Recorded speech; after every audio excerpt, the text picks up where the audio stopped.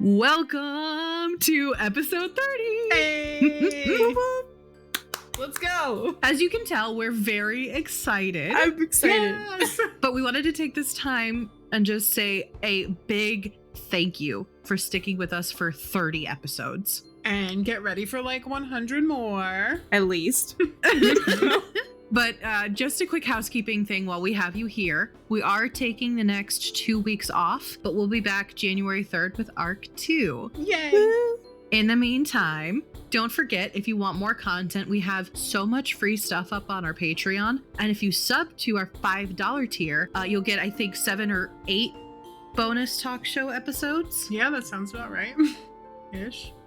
It's called RDCC. That's where you'll learn all kinds of like behind the scenes stuff. And if you want to hang out with the cast and some other really cool people, join our Discord because we'll be having some community hangout nights, probably during the break, and we'd love to have you there. Yeah. And lastly, if you've been enjoying the show, please tell some of your friends about us. Maybe they'll catch up during the break. And don't forget, reviews are what help us get recommended on the listening apps. So if you haven't, maybe just take a moment to leave us a 5-star review. Please. Yeah, and Apple actually lets you leave written reviews. Spotify, Good Pods, Podchaser, they all let you rate and leave comments on specific episodes. So maybe go back and leave one for your favorite episode. Okay, friends. Welcome to the Arc 1 finale of Tales of 3, an all-queer, narrative-driven D&D podcast where your 3 GMs are also your 3 PCs. A note regarding content warnings. This campaign is a dark fantasy that deals consistently with topics of body horror, complicated relationship dynamics, emotional distress, fantasy violence, gore, mechanized spiders, mental health and illness, profanity, and romantic and sexual relationships. A full list of episode-specific content warnings can always be found in the show notes of each episode. Last time, our trio made it back to their rooms and collectively avoided talking about what had happened in the woods. Alara began inventorying all of her things, saying she was going to sell her stuff and get rid of her jacket. Both Ivy and Varys tried to convince her not to, and they decided to talk about it in the morning. As Ivy tranced, Varys stayed up with Alara as she continued to sort her things, and in the morning Ivy awoke to see Alara taking apart her watch. The three pondered about how strange it was that it just started spinning of its own accord, and with no answers on that, Alara informed her friends that they were all heading up the mountain to solve the mystery around the tower and the stone beasts. After a long Alara ramble, where she was convincing herself more than anyone about their task ahead, Varys and Ivy agreed to go up the mountain. And though both were concerned with Alara's behavior, they both had their own reasons for not talking about it.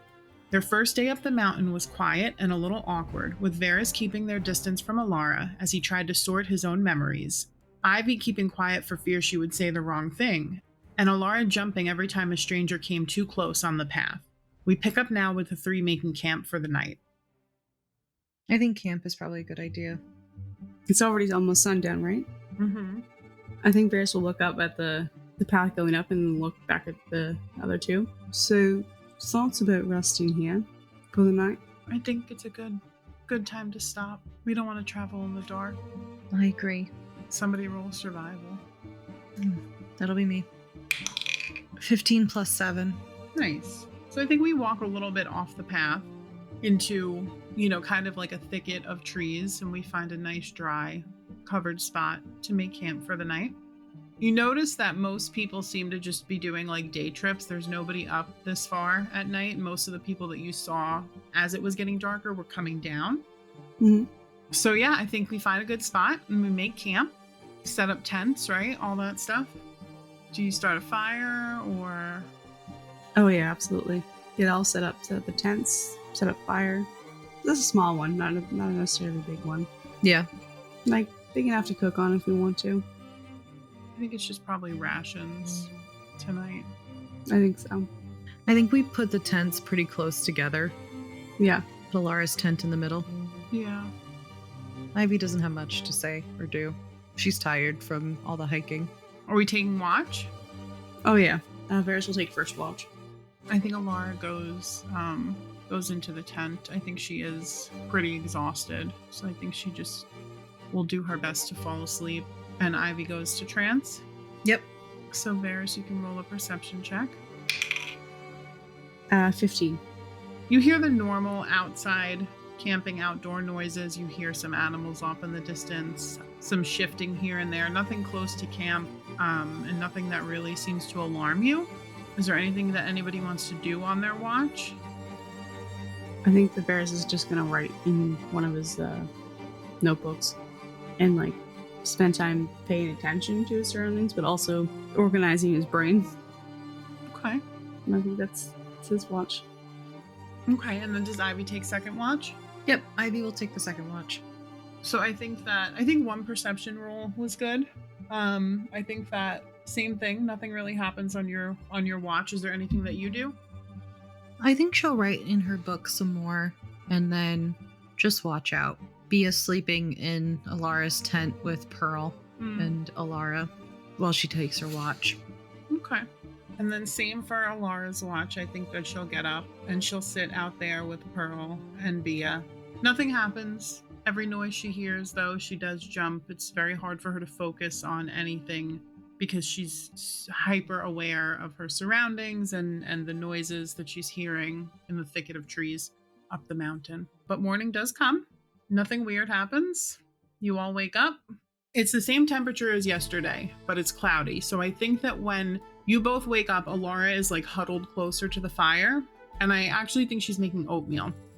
Well, I don't know about you guys, but I feel like Bears is going to be the first one up again. So he's going to wake up at the crack ass of dawn and do what he always does. Work out. Yes, yeah, he's going to work out. Good morning, Alara. Good morning. How was the watch? Pretty uneventful. Just nature stuff, you know? That's good. Did you end up passing out? Yes, I did.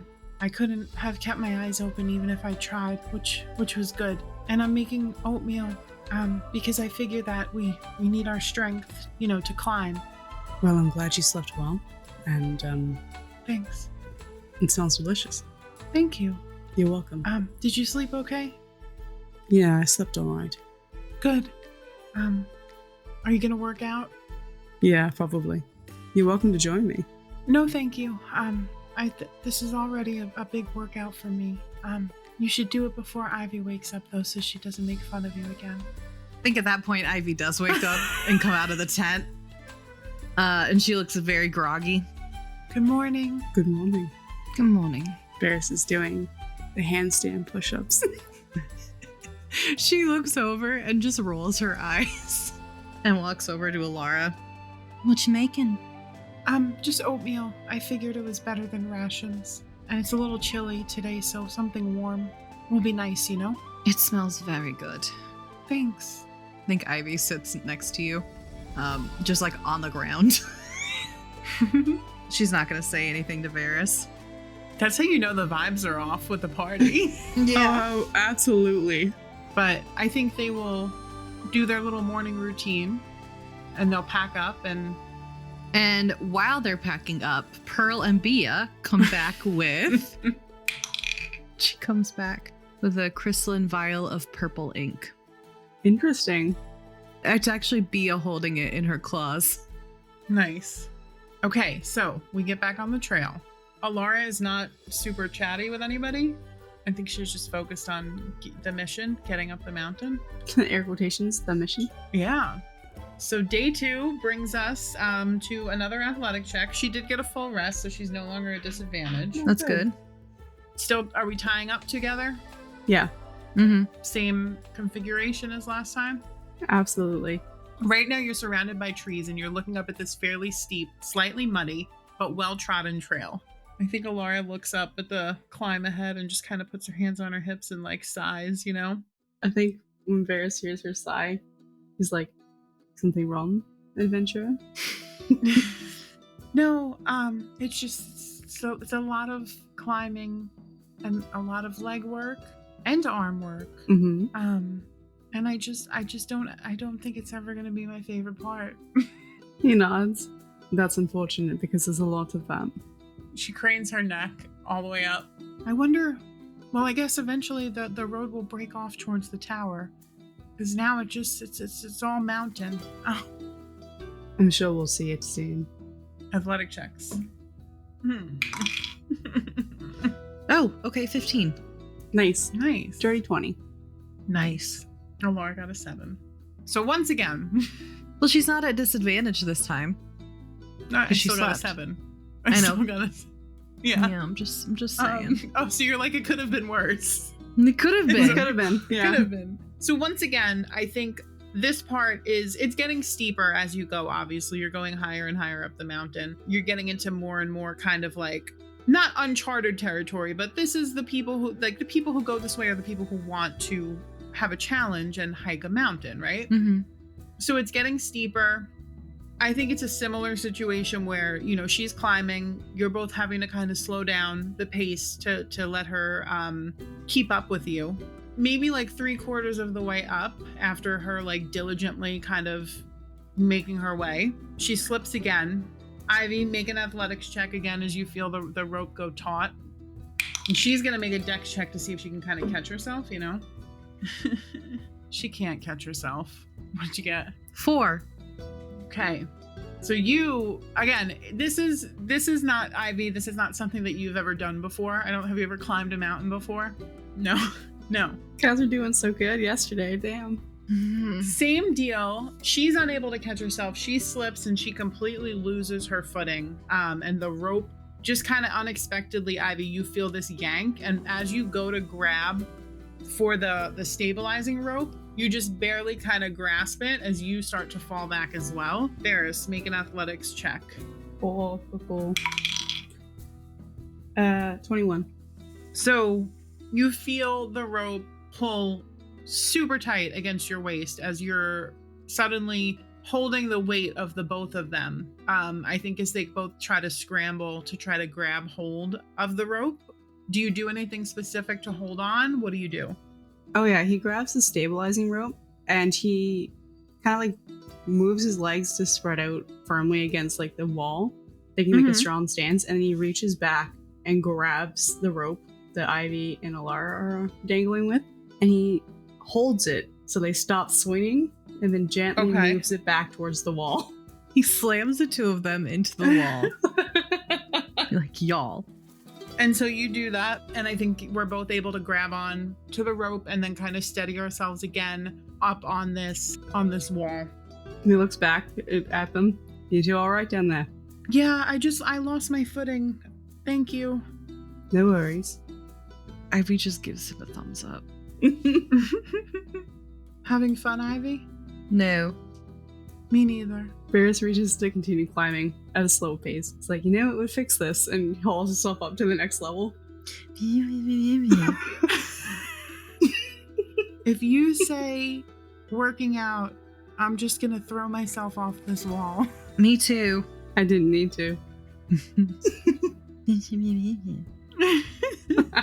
So Ivy and Alara crest the next little spot as well. And then you walk at an incline for a while where you're kind of just following. Right now, there's still one path. Think about midday. You get to a part where the path kind of forks a little bit. And you can see there's one path that is well traveled, and it still is leading up, and you see a pretty steep incline.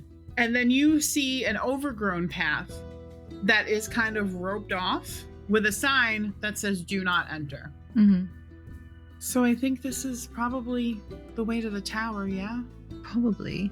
Well, at least it's not all the way up, It's a shame, really. I was expecting it to be at the top. Alas, it is not. So, Into the thick of it. into the restricted zone. Literally, you cross the threshold of the rope. And it's just a rope. There's nothing weird. The path is overgrown.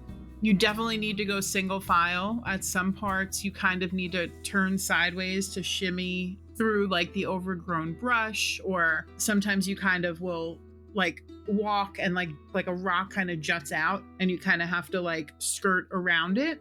The brush is it's very thick and it's very brambly, and it's very much nature has like reclaimed this space. I think you travel this way for about maybe like 2 or 3 hours.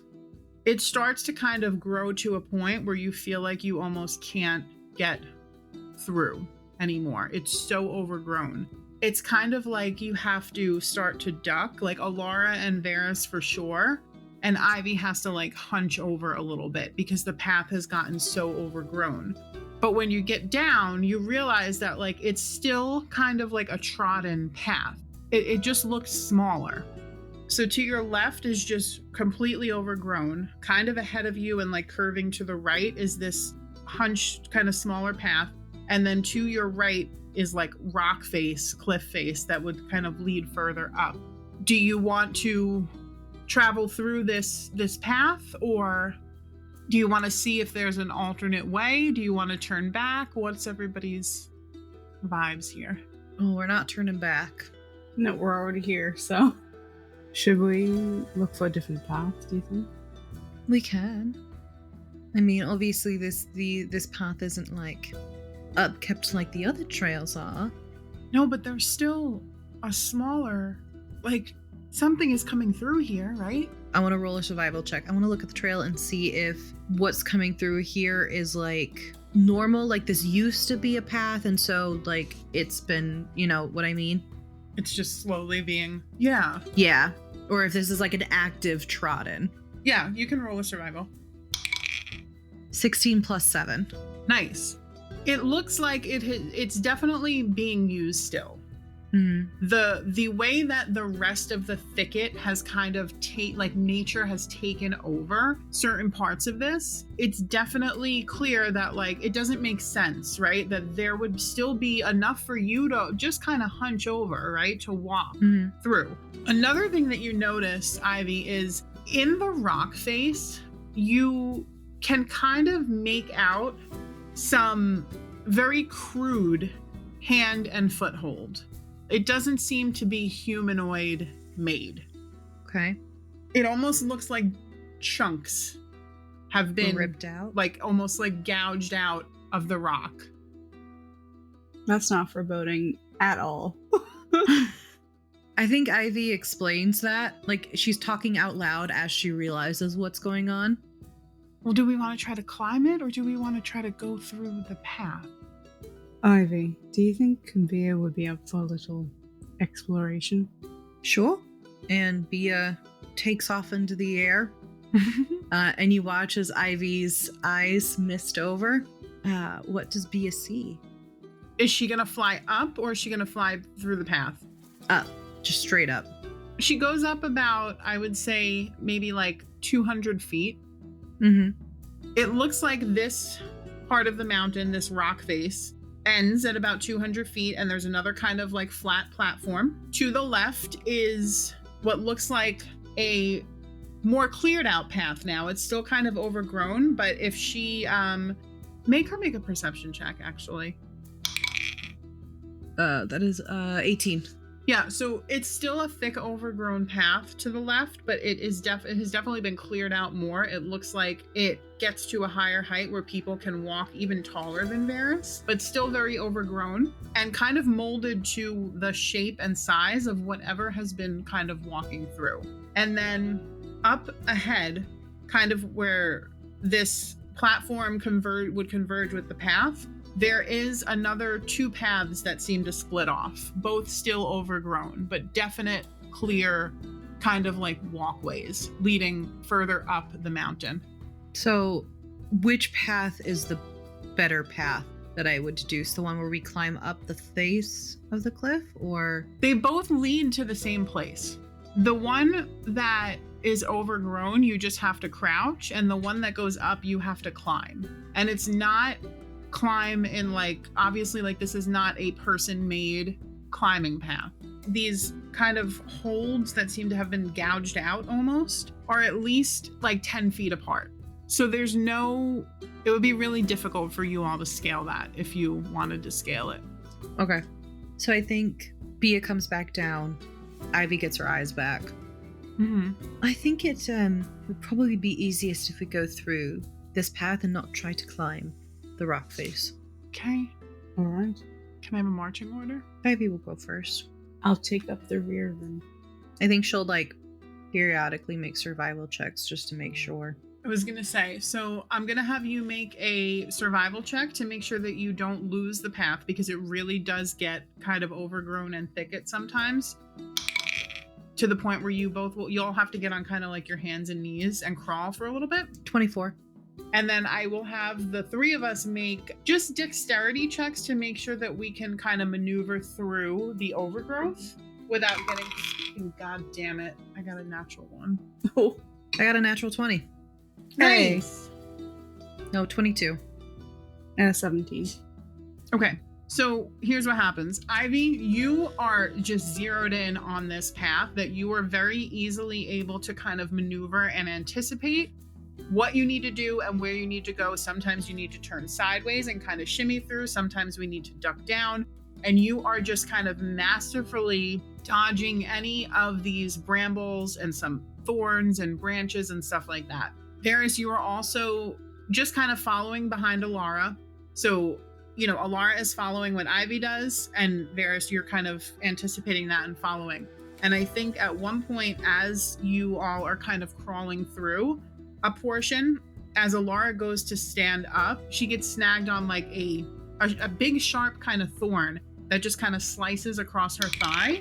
And she's going to take 2 points of slashing damage as it cuts through her pants and kind of cuts open her thigh, maybe like a 4-inch, not really a gash, but like a cut on her leg. And she kind of like yelps out, I don't know if yelps is the word, but she's like, ow, and she kind of will detangle her pants from the bramble, and you'll all hear like the fabric tear and her cry out. And she'll take out the gauze that Pearl gave her. And she'll quickly, kind of like wrap it up to stop the bleeding. And you travel on and you make it out of this thicket. And by the time you do, it's now dark out. You emerge out into a path where you can kind of stand in like a little bit of a clearing. There's still overgrowth and trees and stuff, but it has definitely cleared out. And you can see the platform that Bia had saw and that Ivy relayed to you all. What would you like to do? I think set up camp. So Ivy, you can roll for survival. 17. We find a suitable spot. It is not big enough to set up tents, I think. Here, I'll give us the option. We can either sleep in a clearing on the main path, essentially, or we can go off into the brush. But if we go off into the brush, we can't set up tents. What would Alara feel more safe in? I think the brush probably, like hidden. Yeah, that's what I was thinking too. Especially if there's evidence of like something is traversing this pathway. So I think we find a suitable spot. Are we making a campfire? I don't think there's a need to. Okay. I think we just have rations for dinner again. I think that Alara is kind of like on high alert, Every noise, she kind of startles and jumps and will like look around. Varys is sitting crisscross applesauce, writing in a book, just quietly. Yeah, I think Ivy's quietly reading. I think after a bit of silence, Alara is just kind of like, so, what do we do if we actually find a wizard in this tower? Like, what's the plan? Hope they're not evil. Does your quest wizard know that they'll be giving you a quest, or? She nods. They'll just see you and know. Well, I assume I'll have to tell him my last name, but... You'll be like, oh, yes, let me check my catalog of... She nods. Right. She's like, remember, it's a family thing. It's a family thing. This could be it, the big moment. Do you feel excited? We should be there in like a day, like tomorrow, If we followed the right path, that is. I think she nods. And she's like, I don't really know what to expect, honestly. I don't know how it's all gonna work. Hopefully not an evil wizard. I guess. It's just what we hope for. It would be kind of wild if it was an evil wizard giving evil quests. Could you imagine? No. Ivy, your quest is to dominate the world. She shrugs and she's like, I don't think I could do that, honestly. I think I'd get assassinated pretty quickly. Yes, I'm sure it's no easy feat. I'm sure it's a good wizard. Although I don't know why they would be all the way up here in the middle of nowhere. To focus on the studies. And to make sure that you're dedicated to getting your quest. It's kind of nice though, being out here away from people who can steal your stuff or hurt you. She nods. Maybe I'll stay up in the tower. No, you won't.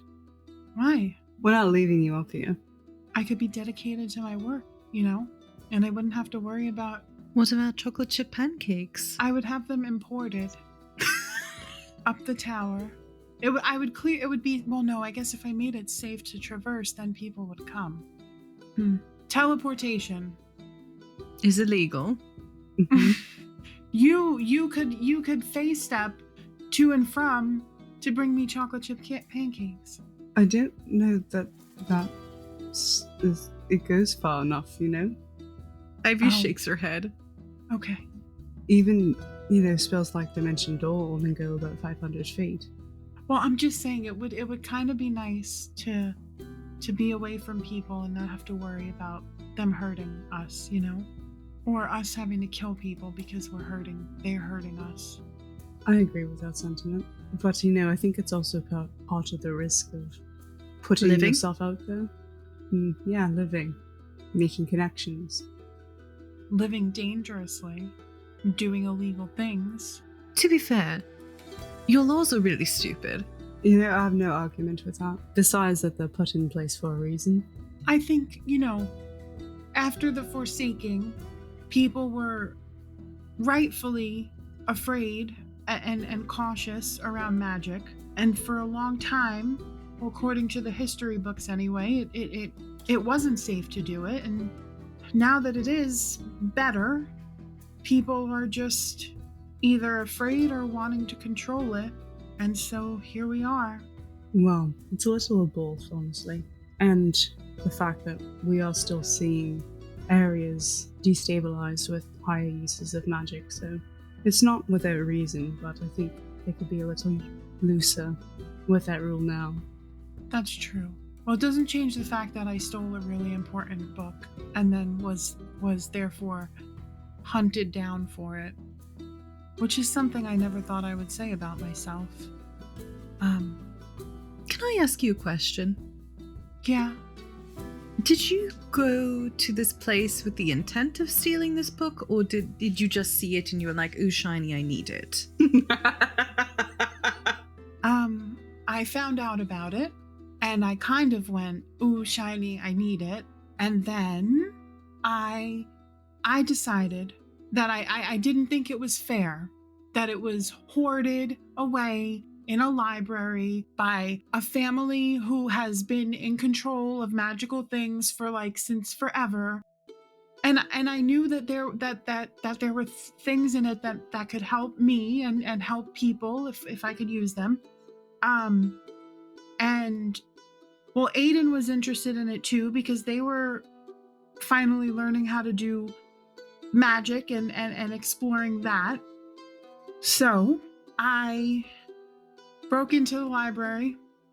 And it's really a strange everything that happened.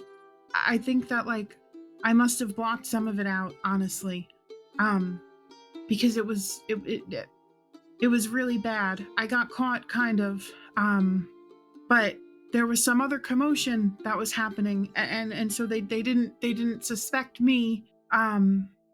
And I don't remember leaving with the book, but I had it. I have it now. You don't remember leaving with the book? No, it's all a big blur, kind of. Aiden was supposed to go with me, and then last minute they backed out.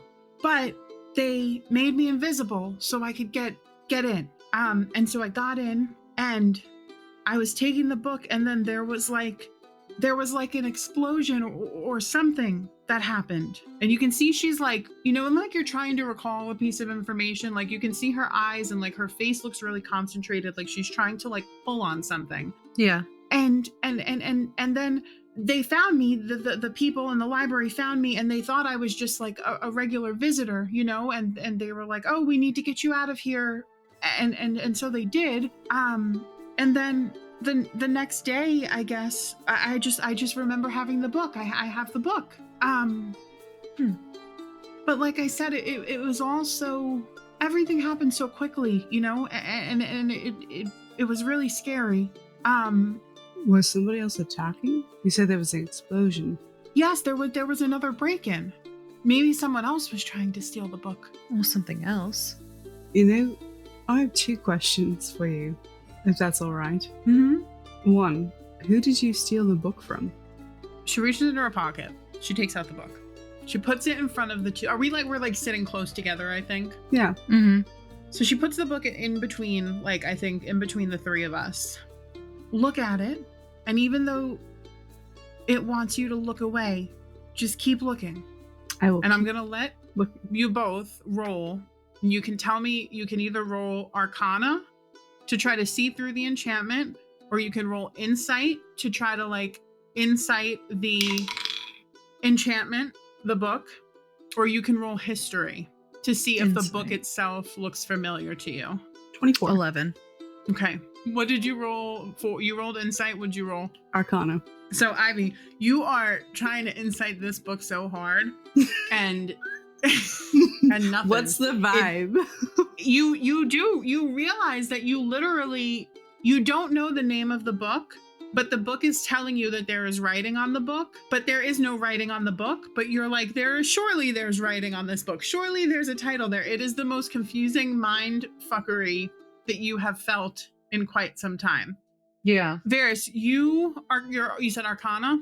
Yeah. So you look at the book and you get the same feeling. You're like, there's a name there. Surely there's not a name there. And then as you stare past this kind of like arcane shield, you watch a shimmer of magic, like when you drop a pebble in the water, like shimmers through it. And what you are looking at is a very, very, very, very old tome.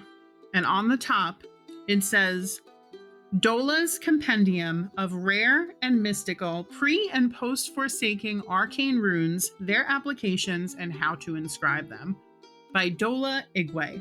Igwe, okay. I think that he chuckles, because that is the longest book title I have ever seen. That's Alara obnoxious. nods. Ivy, do you see it too? I don't see it, do I? Nope. She shakes her head. It's lost. Varys repeats the name. Do you say the name out loud? He just chuckles. So it's called Dola's Compendium of Rare and Mystical Pre- and Post-Forsaking Arcane Runes and Their Applications, and How to Inscribe Them, by Dola Igwe. As Varys reads it, Ivy, you're looking and the words appear as he says them, as you watch this kind of arcane shimmer reveal what the actual book is. All right. It's an old as fuck book. I can tell just from the name alone. And Varys, you would know that the Igwe family is a very prominent family in Eldritch Vale. He's familiar with them. So their family runs the School of Arcane Arts in the Eldritch Vale, which is like the city that is like most accepting and using of magic in Elisora, or I should say on Thylacer. And they also are very, very prominent in the scientific guilds that use artificery, that actually use magic and science together. They are one of the founding people of post-Forsaking times. Their family dates back to the pre-Forsaking. And Alara will go on to tell you both that this book has runes in it from pre-Forsaking times. Dola survived the Forsaking and traveled the land, essentially gathering any magical remnants of magical anything that was left over. And the family hoards it all in their library. And I stole it. I don't know whether to be impressed or scared for you. I'm impressed. The Igwe family is very prominent. Mm-hmm. Aiden's parents must have found out that Aiden was involved in getting the book. It's the only thing that I can think. And her face kind of like drops. They must have asked Aiden, and Aiden must have told them that I had it, and they must have told them about my jacket too. So Aiden's on my shit list is what you're saying, as well as their parents. Aiden's mother is very much against magic. When Aiden found out that they were a sorcerer, on their father's side, which apparently, their father kept from their mother, which was a whole big thing. Whole big thing. And so I can only think that maybe, it sounds awful no matter what, but maybe they sold me out to get themselves out of trouble. If Aiden thought that, she shakes her head. I never thought that, that they would sell me out is all, I guess. People do wild things when they're backed into a corner. You never know what somebody's actually like until they're put in a situation where they have to make a hard decision. Mm. Turns out that Aiden is a coward. Ivy nods. I wouldn't have ever sold them out. No, because you're loyal and you're brave, and you're obviously a good person, so that makes sense. Well, she kind of like shakes her head and I think trying to shake off the thoughts. Mm-hmm. And she puts the book in her pocket and she goes, well, how does it feel to know that you're traveling with a criminal? I think Ferris actually just laughs. Like, Ivy also just laughs. he just smiles, says, somehow I think I'll survive. Me too. Okay. Because I was nervous that you guys, you both were going to be like, oh, we can't travel with you anymore because you did a really bad thing. Elara. Ferris. I think he puts two hands in front of his face, almost like in a prayer symbol, and then he puts them to his chin. You literally watched me murder several people since we've met. She nods. Not without reason, Out of but it's still necessity. illegal. Yeah, I guess. And we're not going to be doing it anymore, murdering people. Sure. Mm-hmm. Unless we have to. Yeah. Well, that's the problem, is that the three of us seem to disagree a little bit on when we have to. Varys looks away. Back home, people think I'm a criminal. Really? Mm-hmm. Did you murder someone? She shrugs. Coyly. I think Insight Alara just check. Alara just thinks you're joking. She's not going to insight check you. What'd you get? Natural 20. Oh. Okay. Oh. No. Yeah. You get that Alara might have hit on something. He stares at you a little longer, Ivy. She does not look at you. And he shrugs. Also, you've seen my forgery, and obviously I can pick locks, so I don't exactly come from a noble background, I suppose. Where do you come from? He shrugs. Well, it's funny, my family is from Eldritch Vale, but we have been primarily stationed in Ixalan. Oh, so your family might know mine in Extolin. He just nods, says, there's a chance. Well, I think that tomorrow, after we find this wizard, we should all have a nice chat about getting to know each other a little bit better, because if we're going to keep traveling together, we should probably know a few more things about each other, because I realize I don't know that much about either one of you, and you've saved my life more than once, and so I would like to know some things about you both more. She nods. I am an open book. Ivy looks at you. She goes, Varys, as she's unrolling her bedroll, she's like, Varys, you say that, but the more that I think about it, the more I realize that you seem to be really good at weaseling your way out of answering questions. I don't really like the term weasel, but he smiles. But you're right, I'm very good at deflecting. Deflecting, that's the word. Well, I don't think you're a weasel. Thank you. No, I'm actually a dog, so. Honestly, I was going to say, should I call you a dog? But I remember that you got a little bit upset, and so I was just going to let it go. But now that you bring it up, you have a way of dogging your way out of questions? Dodging. You can dodge your way. Okay, I'm going to sleep now. Me too. This is the first time that she's relaxed in 2 days. Oh. He looks relieved. Who's taking first watch? Paris can take first watch again. Perception. At 21. Nice. So, your watch goes by semi-uneventfully. As you hear off in the distance what sounds like rock banging on rock. And it's not constant. It's every once in a while. You listen There doesn't seem to be a pattern to it. Like there, you try to time it out, things like that. It's just every once in a while, it sounds like the best estimation you can make is rock hitting rock. Who the fuck is splitting geodes at this time of night? Other than like the regular noises of the forest, Right. But other than that, it's all quiet. Okay. He's gonna pass that along to the next person. Who's up next, Ivy? Mm-hmm. Ivy is going to make a perception check. 22. Nice. So you also hear the clanging that Varys told you about. You also hear at some points in the night heavy footsteps, but they're far away, just almost like barely in your field of perception. And then coming towards the end of your watch, at the right kind of when you're getting ready to wake up Alara, you hear some like whoa sounds. Like not animal noises, definitely not humanoid noises. But again, everything seems very far off. Mm-hmm. In the direction that you need to be traveling tomorrow. Ivy also makes note of that and tells Alara when Alara wakes up. Alara gently rubs her black eyes. And she's just like, oh, great. Okay. And she's going to make a perception check. For a natural 20. Hey! She hears all the same noises you hear, and she is petrified every time she hears a noise. But nothing comes closer. And she's not able to make out anything other than the fact that I will give you all. These are not humanoid.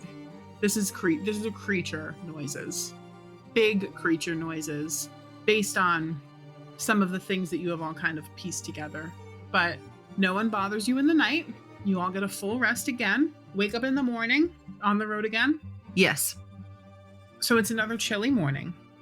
But today the sky is clear. You can already feel the sun burning away the cold air, and we travel on. So at this point, I think we're going up again, but it's more gradual. It's not too arduous. And I think we travel on this way for probably like 2 hours. And then I think we travel through some more of these very narrow, overgrown pathways. Like the path isn't exactly clear. Ivy, roll me survival. That's 17. Okay. So Ivy, you are able to follow the path, however scarce it may be at times. And I think maybe 4 hours go by. And then suddenly the thicket opens up into this rocky clearing and into what looks like multiple well-traveled paths. And you see big footprints all around on the ground. There's a path northeast and then west. But what you all see as you look up off this path is the tower up in the distance, built perilously into the edge of a smaller mountain peak. And it's made of stone. It's hard to make out how tall from here, but it sticks out as it's the only person-made thing in this place where nature has otherwise taken over. I'm gonna have perception checks from everybody actually, as the tower comes into view. Wow, I'm wasting so many natural 20s in this game. Total of 23 natural 20. 17. Ivy, you see the tower. You see that it is, like I said, perilously close to the edge. Varys, with your natural 20, you can see that pieces of it on the edge have crumbled. From your estimation, it doesn't look like it is very structurally sound, and it indeed does look abandoned. You would be very surprised if we got there and we found somebody in there. There are 3 paths ahead of us. All of them look well traversed. Ivy, you can make a survival check. 18 plus 7. Each well trodden, each has, I would say, footprints, down into the dirt, like things have been moving through this. What was the total? 25. I would say at least the foot size is at least 2 feet long, the majority of these footprints. And from here, what you can tell is they all look like they're leading up in some way towards the tower, but the one to the west is looking more like it would lead like more of a direct route based on what you can tell. All right, so I think the stone beasts live here. Yeah, I think you're right. Okay, so maybe we travel quietly? Quietly, and maybe take a route that it doesn't look like that they can really go down. Okay, so with your survival check, Mm-hmm. kind of rooting around, looking around for like any signs of anything, It looks to you like the eastern path. You find some small clumps of geodes. If you walk off into that path a little bit, and so I think using your like deductive reasoning skills, you would say, well, geodes, we found geodes on the creatures. This might be a little bit more inhabited. Mm-hmm. So maybe one of the other paths. Yeah, I'll take the one that seems to have the least amount of footprints. Okay. Even if it's just by like a singular set. Yeah. So that'll be the northern path. Okay. Are we stealthing it from this point forward? Oh yeah. Also, Varys says, also, the tower looks like it's falling apart. Like it's not structurally sound. There might be a glamour on it. That's true, but I don't know, just be careful the closer we get to it. I think if we stay really quiet, which I'm really good at, and then we can kind of assess the closer we get, yeah? And just decide from there. Mm-hmm. Mm-hmm. So you watch as smoke, like navy smoke, pours from her hands and circles around the three of us as she casts Pass Without Trace. Yes! I also will say that I think Alara has called Pearl back to her and has put Pearl in her pockets. She doesn't want them running around in all this. Stealing things? Yeah. She comes back with a geode arm. No, I'm just kidding. in her mouth. An 8-foot geode monster is like stomping after her. You know, yeah. Bia is on Ivy's shoulder. Ivy's clipped a little leash Aw. to Bia and then attached it to her waist so that Bia can't fly off. Okay. So let's roll stealth as we start to take this northern path. Remember, you get a plus 10. Well, Plus I got 10. a 3 on the die. I got a 13. 29. 31. 32. That's amazing. That's a group pass. I hope so. The 4 of you with Bia in tow traverse this northern path as quietly as you can. I think a part of this stealth is Ivy kind of percepting ahead, right? And making sure that it's safe to travel forward. So far, we don't see anything. I'm going to say after about 30 minutes of walking, steady incline, nothing too arduous athletically, we get to another fork in the road. And with both of your passive perceptions, even Alara can hear the groaning noises that we were hearing the night before from the path that leads straight forward on the northern way. Mm. And then there's a path that goes to the west that sounds pretty quiet. We're gonna go towards the quiet path. Let's get another group stealth check. Alara got a dirty 20. 26. 23. So we take this western path and we walk for about another 20 minutes and we crest this hill. And you notice that this path is leading closer and closer to like the edge of the mountain. The tower is looming closer in sight. We crest this little hill where the western path kind of like dips down a little bit and it gets real narrow. It gets about 2 feet narrow off the edge of the mountain. As we all crest this hill, you look and you see below, about 30 feet below you in a little sunken in basin, 3 stone beasts, fully grown, and 5 small ones. They look like kids. The 3 stone beasts are standing and they seem to be like keeping watch off in another direction. They have their backs to you, and the children, they have like sticks in their hands and they look to be like drawing in the dirt. Quietly, not making a lot of noise. I need stealth checks again. Okay. As you come up on this scene. Dirty 20. So that's a 17, so that's a 19 for Alara. Dirty 20 with your plus? Yep. 31. Okay. Another pass. Alara will drop down crouch down out of sight when we come upon them, I think. Mm-hmm. They don't seem to make it, they don't turn around, they don't make any noise, nothing. Okay, so definitely stone beasts living here. What do we do? Well, either we fight our way through or we find a way around. So I vote for find a way around. Wholeheartedly. Make a perception check. All right, Alara got a 12. 15 plus 6. Okay, so Ivy, you look around and you see obviously like right in front of you, there is a path that leads downhill towards the beast. But as you glance around, you see that there is another path off to the west, very, very narrow. Like it literally butts up against the mountainside. And from what you can see, it's about 2 feet wide and then nothing off the edge. It's just like a death drop, essentially. Does it look like it leads anywhere? You can't see super far because the mountain kind of twists and turns at some points, you know? Mm-hmm. I think Ivy like points towards that path.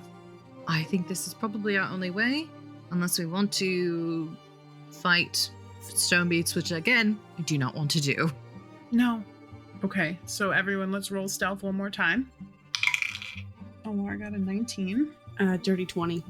30. Okay, so we quietly move away from the stone beast. I think like staying low and sort of take our time to make our way to this narrow path.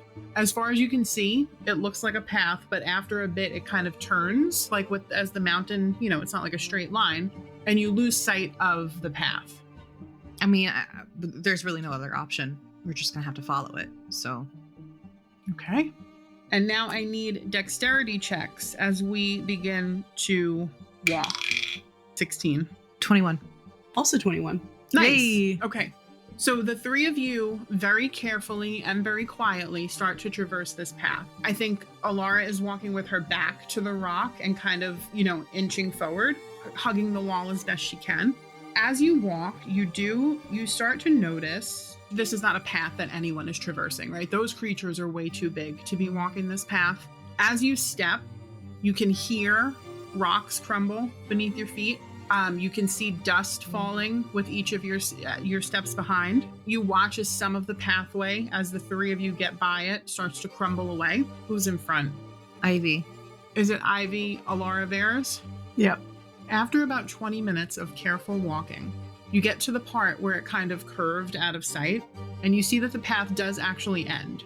But you look up Ivy, and you see this massive tree whose root system is kind of growing out of the dirt off of the side of the mountain. It kind of looks like a piece of the ground crumbled and left the roots like partially exposed. Ivy, I think you wrap your arm around this root, like a root, and you kind of can lean out a little bit and peer around the root system where the mountainside kind of curves. And you see there's a 1 foot gap that we will have to jump over. So we can either athletically climb our way up the roots to get to this next little spot, or we can curve around and try to jump 1 foot. So it's dex saves versus athletic checks. All right, we can either jump over a foot or climb up the side of this mountain. Which one do we want to do? Neither. Well, Yeah, she's got both of her hands up against the wall like... no, you're right, Alara. There is a secret third option, which is just falling to our deaths. Oh, I have feather fall, really. No, hold on. If we fall, Uh-huh. do not cast feather fall until we're close to the ground. Okay, sure. So we'll just free fall for... Otherwise, it's going to run out halfway through. No, you're right. Okay. Are we tied together? We didn't say that we tied ourselves together. We did earlier. Oh, it's been a night. 2 days ago. It's been 2 days. No, we're not tied together then. We didn't think about it. Okay. So basically, if somebody falls, we all jump. Right, and we're trusting that my nanobots will catch us. So that's yes. I'm sorry, could you re-say what you were going to say? And we're trusting that your nanobots will... I'm just saying this is a little different than falling out of a window. Are we jumping or are we climbing? I think we should try to climb. Because we can at least wrap ourselves... All right. Ivy starts to climb up. She's just doing it. She's not thinking about it. She's just doing it. Okay, are we doing it all together or are we going one at a time? All together. All right, make an athletics check. Fuck it. Who's going first? Ivy is first. Well, Varys is at the end, so I guess he'll be last. What'd you get, Ivy? An 18. Varys? 23. So, Alora got a 4. No, a 3 with our -1. Oh, no, she did. Well, she got a 7. I don't know why I rolled a disadvantage. She got a 7. Alora got a 7. So here's what happens. Oh, no. Ivy, you get a good foothold because these are pretty good roots. So it's for you, it's more about picking which roots you think are going to hold your weight. Mm-hmm. Alara goes second. She kind of starts to follow in your footsteps, right? Trusting your hand and footholds. and then Varys comes up third. So we're going to be all behind each other, or are we going to try to stay level with each other? I think behind, yeah. Yeah, that makes more sense. What happens is Alara is following. Ivy, you pull on a root and you feel it's a little looser than the others, but it holds your weight. You step up. Alara puts her hand there. She feels it's a little loose. She goes to grab for another one, and as she grabs, it snaps and she falls backwards. Like the momentum of her trying to pull herself up, right? And she starts to fall. So she's holding on by one hand. Can I try to grab her? You can, because she whips back and she loses her grip on the root that she was holding from the momentum, and she starts to fall. Is it just a dex check to see if I can catch her? Well, yeah, it's a dex and then it's a strength to hold her because her momentum is falling down now. It's 21 to catch her. I think Ivy instinctually reaches down to try and grab Alara. Okay. Make a dex save as you let go of your own branch. Just one hand. Mm-hmm. What'd you get? That's a 4. Okay. So here's what'd you get on your athletics? Doing great. Athletics or is it strength? Sorry, strength, yes. It was a strength. 24. Alara falls. Varys, you whip your hand out, you grab her forearm. She grabs into your forearm and you feel her nails dig into your wound, right? Yeah. But you hold on. Ivy, at the same time, this is all happening in conjunction. You hear Alara, you hear the snap of the root, and you hear Alara kind of cry like, oh, she's falling, right? So you whip your head back and you go to grab her, you lose your grip, and you fall. Alara, with her free hand, is going to make a dexterity to try to catch you as you're falling past her. Okay, Ivy, you're falling for a second, and then you feel Alara grab your hand, and she cries out as your weight kind of pulls down. And Varys, you hold on as you feel Alara slipping down your forearm. She's ripping your wound open as she claws to kind of keep a hold onto you. I think he definitely grunts in pain, but he holds on as hard as he can. And you do, but she's slipping because the blood is soaking her hand, making it hard to hold on. And you feel it as it leaks down your arm and begins to pool in your hand. It's making it harder for you to grip her as well. Alara looks down at you, Ivy, as your hands grasp together and then slip apart. She got a 5 on her dex save. You are now free falling. You can make one dex save to try to grab on to something as it goes. It's a high DC. Okay. 15. So you try to grab out and you cannot find purchase on one of these roots, and before you know it, you're grabbing at rock. Like you feel the drag underneath your fingernails of just dirt, and you have to let go because it hurts. What are we doing? Varys looks at Alara and says, hold on. And he fucking leans into the wall and pushes off and jumps off, essentially, holding and pulls Alara to him. Mm-hmm. He's just gonna there's no arms spread out. He goes into a dive to try to catch up with Ivy. Okay. They're gonna free fall. Alara is holding on to you for dear life. Wind is whipping past. Ivy, you're looking up and you see Alara and Varys. They're flying towards you in some weird way, right? And you watch as the debris from the dirt and the roots and the branches are all kind of falling around them. You won't hear this because you're probably, I would say, about 50 feet below them at this point. But Alara says to Varys, tell me when to feather fall. Tell me when we're close, okay? I will. Ivy, my dear, as you're falling, you're looking up at your friends coming after you. You see the tower in the distance slowly fading out beyond the sun. The sun is kind of behind it, setting almost. Do you do anything? Bia is wildly flapping her wings, screaming beside you. You have never seen her act this way before. She's also attached to you. Yeah. Probably would start flying, right? I think she's trying to grab. It's futile, right? She can never do it, but she's grabbing at you, clawing at you, trying to grab you in an attempt to slow your fall. I think what she does is she unclips the leash. Mm-hmm. And I think she's sort of she pushes Bia away. Mm-hmm. Because I think at this moment she's like, if I'm gonna die, she's not dying with me. So, and I think Bia's wings catch the updraft and collide with you and Varys. Ivy is reaching out now, I think, just instinctually. I think Alara is looking down, and she's just so focused on listening to Varys. When is that moment? When are they going to tell me to cast Featherfall? Don't miss it. Don't mess it up. You can do this. Varys, he's keeping a firm hold on Alara. Bia smashes into him, and he hopes that she'll claw into him. And he's reaching for Ivy. And keeping an eye on the ground. They're gonna get out of this, one way or the other. The ground is rapidly approaching. Ivy, you can't see it. You just feel wind whipping at your backside, right? As you are being pulled to the ground. As you're continuing to fall, you begin to feel this familiar feeling. Cold feeling. As the wolf is trying to take over. Your fingers and your toes begin to tingle, signaling that loss of self to the wolf form. As you plummet, you begin to feel this tightness. It starts in your chest. Air's whipping by you. And it seems that you cannot catch your breath. And then this tightness in your chest begins to travel down from your shoulder, down your left arm, and it starts to pull in your hand. And it builds and it gathers until you feel like you literally start to feel like your hand might explode with this pressure that you're feeling. You've never felt it before. But it doesn't burst. There's something akin to a pop inside of your hand. And this slow release of pressure, like when you open a soda bottle and it does that fizzing noise when the air is being released, that's kind of what it feels like. And you feel like a pressure that you didn't know was there has somehow been released. Released just enough so that you can catch your breath for a second. And for a moment, the wolf calms. The feeling that you feel when you're losing control and you have no control, it calms. The pins and needles cease. And you're in free fall. And you hear inside of your mind, somewhere deep, a place that you've never been before.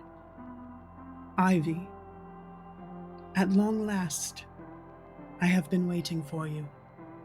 Varys and Alara, you see a flash of green light burst around Ivy, and she's swallowed into nothingness. And left in her wake is a portal. And the two of you, before you can even speak, Varys, plummet headfirst into it. Cold surrounds all of you, and everything goes black. I like to end on everything going black. And that is where we'll end this arc, episode, session, season, thing. What do we think? What the fuck? Yay! Let's fucking go. I'm so happy. We're out of that here, was so guys. good. That Did it was feel so good? good. Thanks so much for listening. We're incredibly grateful for the love and support. And P.S., if you want more content, check out our Patreon for free clips, bonus scenes, and if you join the Red Rogues, you'll get access to the Rainbow Dice Club chat and after show where we talk about past episodes. If you're enjoying the show, please consider leaving us a 5-star review and tell your friends about us. Special thanks to our Green Fiend Patreon supporters, Jen Bear and Michael. And with that, our story pause is here for today. Join us next time as we continue our adventures, and remember, it's never too late to start your own. Bye! They may have done it for. Sorry, every time You like, good? as well as their What? parents. Every time you guys are like, and their parents, I'm like, Yeah. it's gotta suck for him right now. Where do you come from? Wouldn't you like to know Cotton where Eye the Joe? Would you say I didn't hear? I just heard Cotton Eye Joe. I said, wouldn't you like to know, Weather Boy? Perception. Perception check. Percept that chick. Percept that Percept check. that check. Can I pet that dog? Can't pet that dog. Can you pet that dog? Ivy's gonna make a perception check. Say Pet it that- again, moving around in your chair like that. A perception check. I Okay. got pet that dog. Can pet that dog. Is that better for you? Is that a cleaner take? Thank you so much. You're welcome. That Wait, was oh like my the day God. someone was like eating their potato chips. And I was like, can you just say it again without the crinkling of the bag? It's over? me. That was me. Nice. Always dusting. No, that time I wholly think it was me, I promise. I think we both done it. Yeah. Actually. Ware's done some like, yeah, and then he moved, you know, and I'm like, what is happening? My favorite was when you adjusted the mic mid-sentence. Yeah. And then when, I'm going to say it again, I knew halfway through, but I had to get it out. That I made a mistake. Okay, what'd you get? I'll see you in the 19 plus next 2. campaign. That's a group.